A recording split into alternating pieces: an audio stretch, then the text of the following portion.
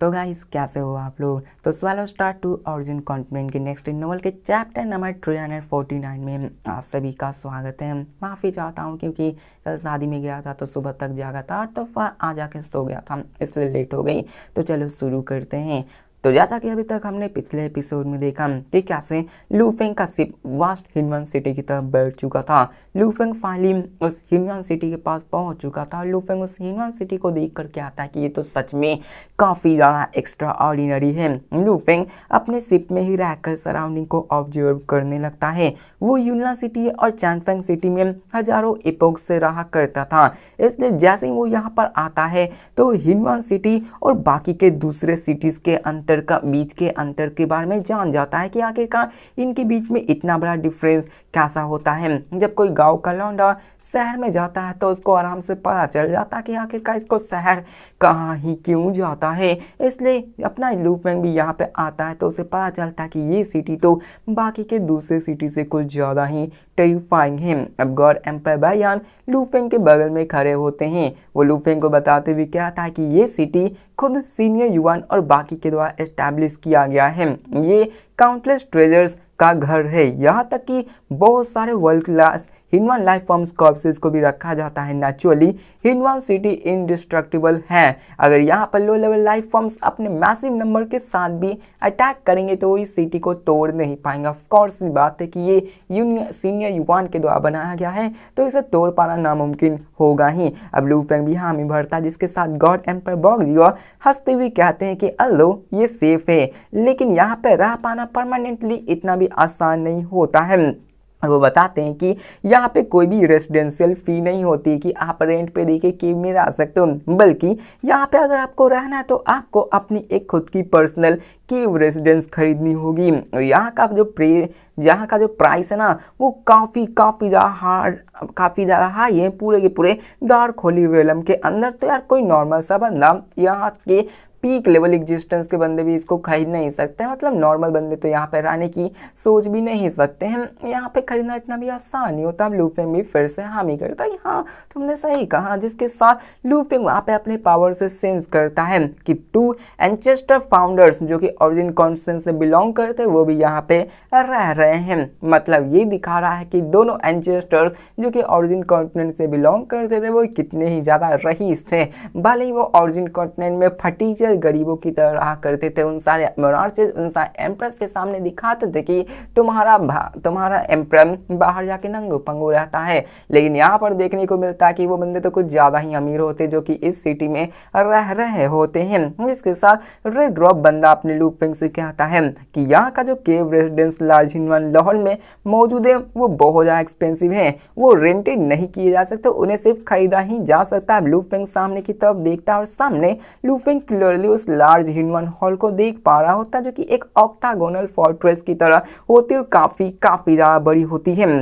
लू फेंग बड़बड़ाते हुए कहता है द लार्ज हिनवन हॉल। उसका मेन पर्पस यहाँ के आने का तो यही था कि उसे लार्ज हिनवन हॉल से कई सारे कॉर्प्सेस चाहिए होते हैं। अब यहाँ पे लू फेंग और बाकी सब लार्ज हिनवन हॉल में एंटर करते हैं और तभी एक इनविजिबल फ्लक्चुएशंस उन सबको घेर लेती है और जेंटल वॉइस अपने लू फेंग से बताते हुए कहती है कि प्रैक्टिशनर लू फेंग आखिरकार आपको किस तरह की सर्विस रिक्वायर्ड है, हम यहाँ पे आपको हर तरह की सर्विस दे सकते हैं। हर तरह की मतलब वो नहीं कि वो भी वाली। जिसके साथ लू फेंग रिस्पॉन्ड करते हुए कहता कि मैं यहाँ पे लार्ज हिनवन हॉल से एक रेजिडेंस केव को परचेज करना चाहता हूँ। तो वो जेंटल वॉइस फिर से कहती है कि एक कल्टीवेशन रेजिडेंस को एक्सचेंज कराने के लिए आपको 1 मिलियन मिलिट्री मेड पॉइंट्स देने होंगे, तो क्या आप इसको कंफर्म करना चाहेंगे। तो लू फेंग कहता कि हम एक्सचेंज को कंफर्म कर दो। अब लू फेंग यहाँ पे स्पेशली कल्टीवेशन रेजिडेंस के लिए आया ही था और आपको पता होना चाहिए कि एक यूनियन सिटी को बनाने के लिए किसी बंदी को 2 मिलियन मिलिट्री मेड पॉइंट्स देने होते हैं, लेकिन यहाँ पर एक सिंगल कल्टीवेशन रेजिडेंस को पाने के लिए लू फेंग को 1 मिलियन मिलिट्री मेड पॉइंट्स देने थे। मतलब 2 बार वो करता तो एक यूनियन सिटी जैसा शहर खड़ा कर सकता था। लेकिन बहुत सारे पीक लेवल बैंक्स में भी ये इसको नहीं खरीद पाते और यहाँ पर आना लू फेंग के लिए ज़्यादा यूजफुल है। यूनियन सिटी में तो वो ऑलरेडी एक लॉर्ड बन ही चुका है। इसके साथ वहाँ पे जेंटल वॉइस फिर से कहती प्रैक्टिशनर लू फेंग तुमने E9 रेजिडेंस केव को परचेज कर लिया है और इस मूवमेंट पे पूरा का पूरा E9 स्पेस तुम्हारा ही होगा और तुम्हें ही बिलोंग करेगा। अब तभी लू फेंग का कनेक्शन उस बड़े से लार्ज ह्यूमन हॉल जो कि E9 रेजिडेंस केव होता है उसके साथ कनेक्शन हो जाता है। इसके साथ गॉड एम्पर बॉक्सी बायान और चीजांग लू फेंग की तरफ देख कर कहते हैं, ब्रदर लू फेंग, हम यहाँ पर केव रेजिडेंस को बाय नहीं कर सकते हैं। हम यूजुअली चैनफेंग सिटी में ही रहा करते हैं और हिनवा सिटी में हम सिर्फ ऑर्डिनरी केव ड्वेलिंग के अंदर ही रह सकते हैं। इसके साथ वहाँ पे वो बात करने लगता है और अपने दुख की बात बताने लगता है और कहते हैं कि हम अब आपको डिस्टर्ब नहीं करने वाले हैं। जिसके साथ रेड ड्रॉप यूथ फिर से कहता कि ब्रदर लू फेंग, क्या तुम्हें अभी भी और भी more life and death secret treasures की ज़रूरत है, क्या हमें कलेक्ट करनी चाहिए? तो लू फेंग कहता कि ऑलराइट, तुम कर सकते हो, लेकिन सबसे अच्छे वाले चूज करना। 5 सीक्रेट ट्रेजर्स वो काफ़ी रहेंगे। अब इस समय लू फेंग का मेन फोकस सेमी हिनवा लेवल डॉ ऑफ लाइफ एंड डेथ पे जाने का होता है ताकि वो अपनी पावर्स को बढ़ा सके। एक बार उसने इस लेवल को अचीव कर लिया तो उसे सीनियर युआन के द्वारा गाइड किया जाएगा और यहाँ पर उस समय इनसाइड ट्रेजर्स की इंपॉर्टेंस काफ़ी ज़्यादा कम हो जाएगी। लेकिन इस समय लू फेंग काफ़ी ज़्यादा अमीर हो चुका था और साथ में गॉड एम्पर म्यूजी और बाकी के बंदे 7.5 ट्रिलियन ह्यूमन क्रिस्टल जल्दी ही लाने वाले हैं, तो लू फेंग खर्च करने में कतराएगा ही क्यों। जिसके साथ वो क्या था कि ठीक है, हम समझते हैं गॉड एम्पर बॉक्सी चीजिंग और बायन वहाँ जाने से पहले कहते हैं कि अगर ब्रदर लू फेंग को कुछ और काम हो तो यार हमें ज़रूर बताइएगा। मतलब वो जाते जाते भी लू फेंग से क्या जाते कि हम आपके ही अधीन काम करेंगे। जिसके साथ लू फेंग उनको जाते हुए देखता है और फिर वो E9 रेजिडेंस की तरफ फ्लाई करके चला जाता है और वो अपने कनेक्शंस को यूज़ करके आगे बढ़ रहा था जो कि उस केव के साथ जुड़ चुका था। अब इसी के साथ लू फेंग वहाँ पे जाता है। लू फेंग उसी लार्ज ह्यूमन हॉल के अंदर आ चुका था और ये लार्ज ह्यूमन हॉल एक बहुत बड़े टाइम स्पेस लैब्रिन्थ की जैसे होती है और लू फेंग इसके कनेक्शन से अंदर जा पा रहा होता है और बिना किसी ऑब्स्टिकल्स के वो केव के अंदर चला जाता है और वहाँ पर वो सब चीज़ें देखने लगती है। जिसके साथ लू फेंग उस केव ड्वेलिंग को देख कर कहता है कि ये केव तो पूरी की पूरी एक अलग ही दुनिया के जैसे लग रही है। इसके अंदर origins of heaven and earth भी मौजूद है जो कि नेचुरल लॉज के साथ ऑपरेट करती है और लू फेंग इन सब जान को काफ़ी ज़्यादा हैरान हो जाता है और इसी कारण लू फेंग कहता है कि यार प्राइस इतनी ज़्यादा हाई है क्योंकि वो एक इंटायर वर्ल्ड का रूलर बन चुका है। मतलब कह सकते हो कि एक पूरी की पूरी ओरिजिन वर्ल्ड ही लू फेंग के अंदर बिलोंग कर चुकी है। लू फेंग की बॉडी से ही आप समझ लो कि लू फेंग की बॉडी ट्रिलियंस ऑफ किलोमीटर जा चुकी है, उससे भी क्वाड्रिलियंस तक चली जा चुकी है। अगर लू फेंग अपने पूरे बॉडीज को भी वहाँ पे खोल देगा तो यार ओरिजिन वर्ल्ड पूरी तरह से भरेगा ही नहीं। मतलब ओरिजिन वर्ल्ड जो यहाँ पे आया हुआ है, जो केव वर्ल्ड है, वो कुछ ज़्यादा ही बड़ी होती है। और यहाँ पर इस केव को याद रखना क्योंकि यहाँ से आपको एक रेफरेंस मिलने वाला लास्ट में। जिसके साथ लू फेंग इस स्पेस का मास्टर था तो लू फेंग अपने एनर्जी को बड़ी आसानी से यूज कर पा रहा था। उस ओरिजिन वर्ल्ड के अंदर जितनी भी पावर्स थी, ओरिजिन पावर, वो उसको अपने लिए यूज कर पा रहा होता है। अब ये ओरिजिन पावर वो पावर होती है जो कि हर एक लिविंग बीइंग्स को न्यूट्रियर कर सकती है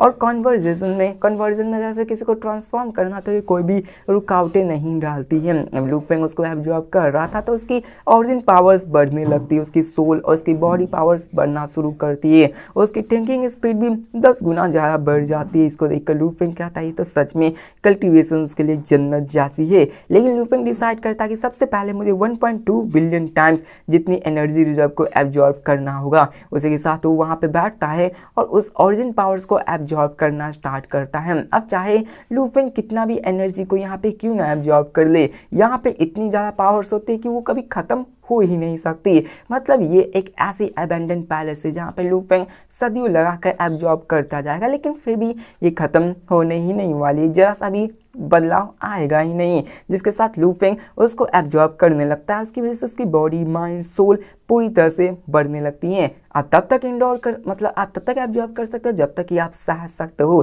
जिसके साथ लू फेंग की जो एनर्जी जब 1 पॉइंट समथिंग मिलियन कुछ थी तो यहाँ पर वो धीरे धीरे करके बढ़ने लगती हैं। 2 million, 3 million, 10 million, 50 million, 300 million, मतलब कुछ ज़्यादा स्पीड से बढ़ रही होती है। लू फेंग अपने पैर को क्रॉस करके बैठा होता, वो एनर्जी को एब्जॉर्ब किया जाता है और एकदम से वो 1.2 बिलियन टाइम्स पे जाकर ही फाइनली रुकता है।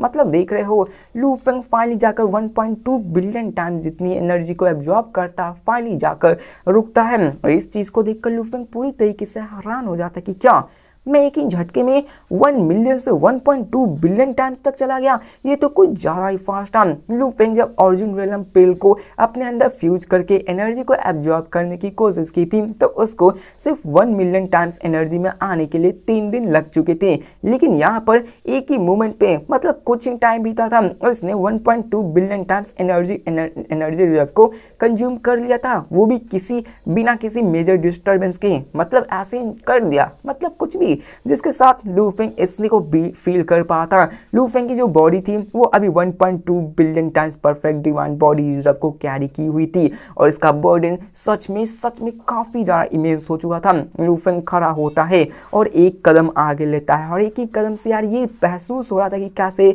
वो एक इंडिपेंडेंट वर्ल्ड को हिला सकता है। अगर यहाँ पर लू फेंग लार्ज हिनवान हॉल के बाहर होता तो उसकी हर एक सिंगल स्टेप बहुत बड़े एरिया के स्पेस एंड टाइम को कोलैप्स करवा देती। मतलब लू फेंग जब 1.2 में था तो उस वक्त उतना तहलका मचा था, तो लू फेंग 1.2 बिलियन तक चला गया तो समझ लो क्या ही तहलका मचेगा, कुछ ज़्यादा ही होगा। वो तो लू फेंग अभी लार्ज हिनवान हॉल के एक ऑरिजिन वर्ल्ड के अंदर बिलोंग कर रहा था, जो कि दुनिया काफ़ी ज़्यादा बड़ी थी और कुछ ज़्यादा ही स्टेबल थी। तो लू फेंग यहाँ पे नहीं कुछ कर पा रहा होता है। इसके साथ लू फेंग कहता कि मेरी करंट स्पिरिचुअल विल और कॉन्शियसनेस वो 8 मिलियन टाइम्स एनर्जी रिजर्व को परफेक्टली कंट्रोल कर सकते हैं और उसके आगे मेरी स्ट्रेंथ ज़्यादा नहीं बढ़ेगी और मेरी मैक्सिमम लिमिट 300 मिलियन टाइम्स की है। मतलब लू फेंग अगर पूरी जी जान लगा के करेगा तो वो 300 तक जाएगा और इसको परफेक्टली यूज़ करेगा तो 8 मिलियन टाइम्स तक ही आएगा। मतलब लू फेंग अपनी बॉडी को तो मैसिव बना चुका था लेकिन उसको अभी परफेक्टली यूज ही नहीं कर सकता। अब परफेक्ट कंट्रोल और मैक्सिमम कंट्रोल दोनों अलग अलग चीजें होती हैं। यहाँ पे आप ये नहीं कि आप अपने उसको बढ़ा दोगे तो आप मैक्सिमम कंट्रोल में परफेक्ट कंट्रोल कर पाओगे, जिसके साथ लू फेंग अपने हर एक स्टेप को लेने लगता है और एक एक सिंगल स्टेप में लू फेंग की खर्च बहुत ज़्यादा एनर्जी खर्च होने लगती है, जैसे कि कोई पहाड़ उठा के चल रहा है। जिसके साथ लू फेंग कहता है कि मेरी स्पिरिचुअल कॉन्शियसनेस सिस्टम और विल पावर्स में काफ़ी ज़्यादा फ्लॉज हैं, मुझे इसको परफेक्ट करना होगा 1.2 बिलियन टाइम्स में, तभी मेरी पावर्स बढ़ेगी। जिसके साथ एक कॉन्टैक्ट में लू फेंग लार्ज हिनवान हॉल के साथ कॉन्टैक्ट करता है, जबकि वो रेजिडेंस केव के अंदर था तो वो इसको उससे बात कर सकता था। जिसके साथ वो जेंटल वॉइस फिर से कहती प्रैक्टिशनर लू फेंग फिर से आपको कौन सी सर्विस रिक्वायर चाहिए। तो लू फेंग वहाँ पे कहता है कि मैंने ये ढूंढा है कि तुम्हारे हिनवान हॉल के अंदर 65 टाइप्स ऑफ हाई लेवल हिनवान ब्लड लाइन्स मौजूद हैं जो कि लाइफ एट्रीब्यूट से बिलोंग करते हैं। वहीं पे डिस्ट्रक्शन एट्रीब्यूट में टोटल 83 टाइप्स के बिलोंग करते हैं। वहाँ पे आखिरकार कैसे कितने ऐसे लाइफ फॉर्म से जो कि सेम लेवल्स के कंपैरिजन में आते हैं। मतलब कि लू फेंग सिंपली कह रहा था कि मुझे बड़े साइज वाले चाहिए, जिसके साथ वो जेंटल वॉइस कहती है कि high level human life form जो कि लाइफ टाइप की जनरली उनकी बॉडी बड़ी होती है और जो high level human life form destruction type की तो उनकी बॉडी छोटी होती है। मतलब लाइफ टाइप वाले की बॉडी बड़ी होती है और डिस्ट्रक्शन टाइप वाले की बॉडी छोटी होती है, लेकिन उनमें भी अलग अलग लेवल आते हैं, जैसे 9 लाइफ टाइप और 1 डिस्ट्रक्शन टाइप लाइफ फॉर्म, जिसमें कि वो उसे लू फेंग को एक डिटेल इन्फॉर्मेशन दे देता कि लो तुम इसके अंदर डिटेल इन्फॉर्मेशन में देख सकते हो। अब लू फेंग उसको देखता है और कहता है कि मैं इन सबको खरीदना चाहता हूँ और मैं पैसे हिनवान क्रिस्टल में देना चाहता हूँ। अब यहाँ पे लू फेंग सिर्फ बॉडीज़ को नहीं बल्कि उन बॉडीज़ के कॉरस्पॉन्डिंग बॉडी मटेरियल्स को भी लेना चाहता था। मतलब वो ब्लड लाइन के साथ साथ बॉडी मटेरियल्स को भी लेना चाहता था, जिसको सुनकर वो जेंटल वॉइस कहती है कि इसके total 148 types of high level हिनवान ब्लड लाइन से और कॉरस्पॉन्डिंग मटेरियल्स में आपको टोटल कॉस्टिंग 1.5 मतलब 1 ट्रिलियन ही मान लो, जो कि 1005.9 बिलियन ह्यूमन क्रिस्टल होती है, जो कि 1 ट्रिलियन जो कि लू फेंग के हिसाब से काफ़ी ज़्यादा कम होती है क्योंकि लू फेंग के पास और भी पैसे होते हैं। जबकि यहाँ पर ये सभी high level human blood lines थे तो लू फेंग के रेजिडेंस केव में ही डिलीवर किए जाएंगे। इसके साथ लू फेंग सोचता है कि इन सबको वापस भेजना होगा। लू फेंग अच्छे से इन सारे ह्यूमन ब्लड लाइन्स और मटेरियल्स के बारे में जानता था कि इसे बुक ऑफ विजडम के साथ ही यूज करना पड़ेगा और आई ऑफ लाइफ एंड डेथ को यूज करके ट्रूली इफेक्टिव होगा। इसके साथ लू फेंग अपने पैर को क्रॉस करके बैठा होता है और तभी वो अपने क्लोन को निकालता है। उस क्लोन के अंदर perfect 8 million times energy reserve मौजूद थी जो कि लू फेंग परफेक्टली कंट्रोल कर सकता था। इसके साथ वो लार्ज हिनवान हॉल की तरफ भेजता है। वो हिनवान हॉल से वो सारे चीजें सामान लेकर ट्रांसमिशन होली माउंटेन के पास जाता है ताकि वो ओरिजिन कॉन्टिनेंट में ले जाके वो सारे सामान रख दे। अब लू फेंग की जिस हिसाब की पावर्स थी तो लू फेंग को यार कोई कोई भी बंदा अभी डरा नहीं सकता, उसको मारने की तो बात ही छोड़ो। जिसके साथ लू फेंग कहता कि जब मेरे पास सफिशिएंट ट्रेजर्स और रिसोर्सेज हो जाएंगे तो मैं एक क्लोज डोर कल्टीवेशन में जाऊंगा। लास्ट टाइम लू फेंग सिर्फ 1000 इपोस के लिए कल्टीवेशन में जा पाया था क्योंकि उसकी बॉडी एनर्जी रिजर्व काफी ज्यादा लो होती प्रैक्टिस करने के लिए। इस टाइम लू फेंग की एनर्जी रिजर्व कुछ ज्यादा ही बढ़ चुकी थी और उसके पास बहुत पैसे थे, तो उसने कई सारे ऑक्सिलरी कल्टीवेशन ट्रेजर्स भी लार्ज यूनियन हाउस से खरीद रखे थे।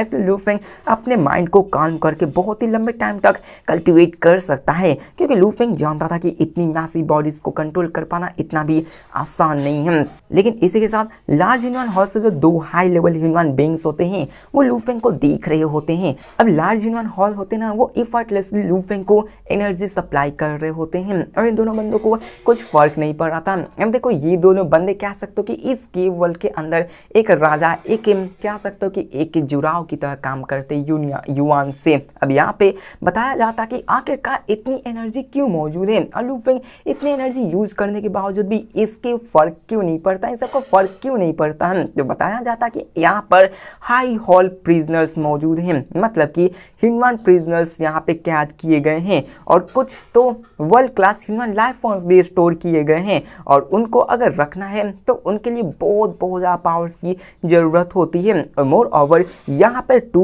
High level human life forms मौजूद हैं जो कि काफ़ी लंबे अरसे से इसी जगह पर रहकर कल्टीवेट कर रहे हैं और उनकी एब्जॉर्प्शन स्पीड तो लू फेंग से भी कई गुना ज़्यादा होती है। आप लोग ये मत भूलो कि ये जो 2 बंदे हैं ना वो ऑलरेडी कैजुअल से ट्रांसेंड कर चुके हैं। बस इन्हें यहाँ पे रखा गया है सब देखने के लिए और उनकी बॉडी तो बाहर कहीं पे घूम रही होगी, रियल बॉडी की बात कर रहा हूँ। और यहाँ पे इन्होंने ऐसे ही रखे हुए, जिसके साथ वुमेन जो कि रेड रॉब में होते हैं वो वहाँ पे कहते कि इस बंदे ने तो कैजुअल से भी ब्रोक नहीं आउट किया है, लेकिन फिर भी अगर फिजिकल बॉडी की बात करें तो इसकी फिजिकल बॉडी 1/10 ऑफ साइज की जितनी आ चुकी है मेरी। अब देखो इन सब जो भी कैजुअल से ब्रेक थ्रू करते हैं ना उसकी बॉडी बहुत मैसिव हो जाती है। मैनचेस्टर के तो पूरे कैजुअल ओरिजिन वर्ल्ड को घेर लेती है, इतनी बड़ी बॉडी होती है, तो कह सकते हो कि कुछ ज़्यादा ही बॉडी बड़ी होती है। और जब लू फेंग ब्रेक थ्रू करेगा तो यार लू फेंग की बॉडी बहुत मैसिव हो जाएगी। जिसके साथ वो क्या था कि एक बार ये बंदा कैजुअल से ब्रेक थ्रू करेगा तो ज़रूर ये बहुत बड़ा क्वालिटेटिव चेंज आएगा, ये ज़रूर कई सारे बॉडीज़ को बिलियंस ऑफ टाइम्स ज़्यादा सरपाइज कर देगा, मतलब बिलियंस टाइम्स ज़्यादा कह रहा है। अगर यहाँ पे ये एक high level human life forms बनता है तो इसकी फिजिकल बॉडी ही एक high level human life form के एक्सट्रीम लिमिट को टच कर देगी। अब ये देखकर तो वो सिल्वर हेड वाला बंदा भी हैरान हो जाता कि आखिरकार ये क्या सही हो सकता है, क्योंकि सच में इसकी बॉडी इतनी ज़्यादा पावरफुल है, इसकी बॉडी इतनी ज़्यादा परी है। जिसके साथ यहाँ पे वो बंदा कहता है कि ये एक फ्यूजन पाथ को कल्टीवेट करता है, तो आखिरकार ये high level human blood line को कैसे डिफाइन कर सकता है। अगर ये ऐसा करता भी है तो लॉर्ड इसको अप्रूव नहीं करेंगे। मतलब 3 पार्ट होते हैं, आपने तो जाना ही होगा। तीसरा पार्ट में होता है कि आप फ्यूजन को यूज कर सकते हो, लेकिन पहले के 2 पार्ट होते हैं उसमें आप ब्लड लाइन को यूज कर सकते हो। लेकिन लू फेंग की चालाकी देखो, यहाँ पे लू फेंग ने ब्लड लाइन को भी यूज किया और साथ में फ्यूजन पाथ को भी यूज किया। मतलब एक तरीके से कह सकते हो कि लू फेंग तीनों पार्ट को यूज कर रहा था, जो कि सच में काफी ज्यादा टेरिफाइंग है। उतने अच्छे से मैं बता ही नहीं गई, लेकिन जिस हिसाब से लू फेंग कल्टीवेट कर रहा था उस हिसाब से लू फेंग तीनों पाथ को यूज करता चल रहा था। वो ह्यूमन ब्लड लाइन को भी यूज कर रहा था और साथ में फ्यूजन डॉग को भी यूज कर रहा होता है। जिसके साथ वो वुमेन कहती है कि हाँ वो तो यार ह्यूमन ब्लड लाइन को भी यूज कर रहा है और वो तो high level human blood line को तो भाव भी नहीं दे रहा है, लाइफ फॉर्म्स को तो भाव भी नहीं दे रहा है। अब यहाँ पे इस बंदी ने बहुत ज्यादा टाइम लगाई थी, बहुत ज्यादा इफर्ट लगाए थे ताकि वो अल्टीमेट ब्लड लाइन को अवेक करके एक high level human blood line life form बन सके। लेकिन यार लू फेंग की बात करें तो यार वो तो high level human life forms को भाव तक नहीं दे रहा होता है। वो बंदा कहता है कि यार ये तो जरूर एक world class human blood line को चूज करेगा। मतलब कि देखो हाई लेवल से भी काफी होती है, लेकिन वर्ल्ड क्लास उससे हाईयर लेवल थी। लू फेंग अभी इस लेवल तक जा चुका था कि वो हाई क्लास को तो भाव तक नहीं दे रहा था। लू Feng world class human blood line की तरफ जा रहा था, जो कि सच में काफी ज्यादा पावरफुल थी। वो तो लू फेंग की पावर्स ने और साथ में प्लॉट ने बना रखा है, वरना वर्ल्ड क्लास को अगर आप सीखने जाओगे तो सोल पॉल्यूट होके वही यूनियन जैसे हाल हो जाएंगे, जिसके साथ वहाँ पे क्या आता है कि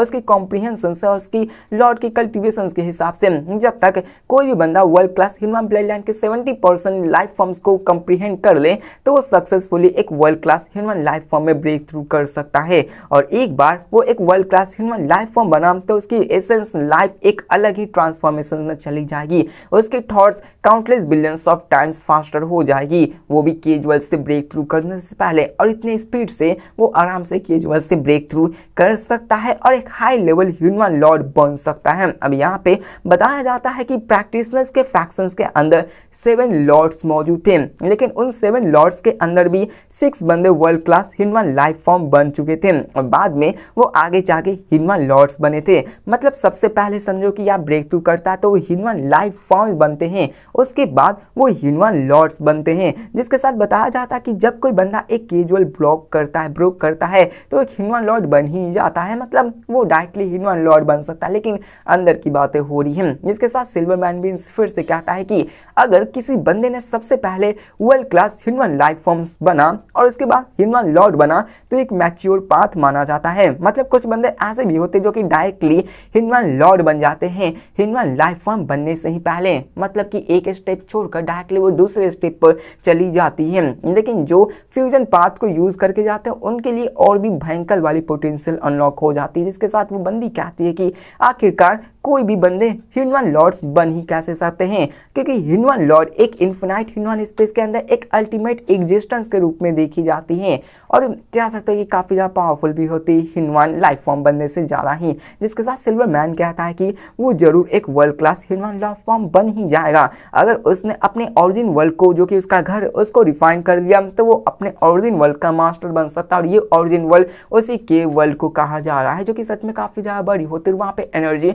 काफ़ी ज़्यादा होते हैं, वहाँ पे ओरिजिन लाइफ फॉर्म्स भी मौजूद थी, जिसको कि लूफेंग मास्टर करता तो यार उसका मास्टर ऑलरेडी बन जाता, जिसके साथ वहाँ पे वो कहता कि high level human life forms, world class human life form और ह्यूमन लॉर्ड, ये लेवल समझ लो, आपको कंफ्यूजन नहीं होगी। जैसे ही ब्रेक थ्रू करता है तो आप high level human life form बनते हो, जिसके बाद आती है वर्ल्ड क्लास, जिसमें कि आप जाके world class human life form बनते हो, उसके बाद ब्रेक थ्रू करके ह्यूमन लॉर्ड बनते हो। और यहाँ पर ये जो बंदे होते हैं वो high level human life form में आते हैं, वो world class human life form में नहीं आते हैं। अब ये तीनों मेजर रियलम्स थे और इन सब के बीच का जो रियलम का गैप होता है वो सच में काफ़ी ज़्यादा बड़ी होती है, मतलब कि वो काउंटलेस प्रैक्टिशनर्स को मार सकते हैं। मतलब कोई एक world class human life forms countless high level human life forms को मार सकता है, एक human Lord countless world class human life form को मार सकता है। इतनी पावरफुल ट्रांसटेस्टिक चेंज होती है। और यहाँ पे जब कोई बंदा एक सेमी ह्यूमन रियलम से डायरेक्टली ह्यूमन लॉर्ड तक चले जाए तो ये तो सच में काफ़ी ज़्यादा डिफिकल्ट होती है ना। मतलब मान लो लूफेंग यहाँ पे प्रैक्टिस कर रहा है, लूफेंग की पावर्स अभी सेमी ह्यूमन लेवल पर नहीं गई है, मान लो कि लूफेंग सेमी ह्यूमन लेवल तक चला गया और वहाँ से वो ब्रेक थ्रू करके डायरेक्टली ह्यूमन लॉर्ड, मतलब 2 लेवल स्किप करके डायरेक्टली ह्यूमन लॉर्ड बन गया, तो ये सच में काफ़ी काबिल तारीफ होगी और सच में काफ़ी हार्ड होती है, क्योंकि इतना बड़ा गैप कर पाना सच में काफ़ी लाजवाब होती हैं। जिसके साथ वहाँ पर वो इन सब के बारे में सोचते हैं और कहते हैं कि अभी तक सिर्फ एक ने ही इसको अचीव किया है। अब ये एक बंदा कौन हो सकता है? ऑफ कोर्स अपने एंसेस्टर युवान होंगे या फिर कोई और बंदा हो सकता है जो कि सेमी ह्यूमन लेवल से डायरेक्टली ह्यूमन लॉर्ड तक चला गया होगा। हो सकता है कि दूसरा बंदा अपना लूफेंग, ऑफ कोर्स लूफेंग अपना मेन कैरेक्टर है, तो ऐसा होने ही वाला है। तो मिलते हैं नेक्स्ट वीडियो में, तब तक के लिए बाय।